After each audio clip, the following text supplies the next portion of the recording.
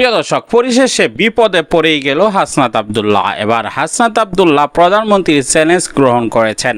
যে চ্যালেঞ্জ দিয়েছিল প্রধানমন্ত্রী, যে 6 মাসের মধ্যে বিদ্যুতের সমস্যা সমাধান করতে পারলে বিরোধী দলের সকল কথাই তিনি মানবেন। আর সেই চ্যালেঞ্জ গ্রহণ করে ফেলেছেন হাসনাত আব্দুল্লাহ।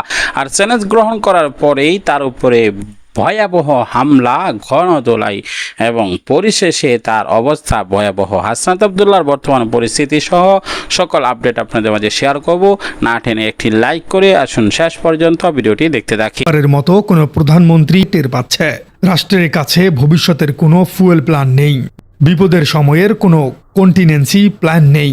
সরকার সাধারণ মানুষকে বোকা বানাচ্ছে, তারা ভর্তুকি কাটছে, কিন্তু হাসনাত আব্দুল্লাহ। প্রিয় দর্শক, সম্পূর্ণ ভিডিওটি দেখলেন, বুঝতে পেরেছেন ভিডিওটি অত্যন্ত গুরুত্বপূর্ণ। আমরা ব্রেকিং নিউজ, তাজা খবর, আপডেট টপিকগুলো আপনাদের মাঝে শেয়ার করি। সকল আপডেট এবং ব্রেকিং নিউজগুলো সর্বপ্রথম পাওয়ার জন্য আমাদের এই চ্যানেলটিকে সাবস্ক্রাইব করে পাশে থাকা বেল বাটনটি অন করে দেবেন, ভিডিওটি সর্বোচ্চ শেয়ার করে দেবেন।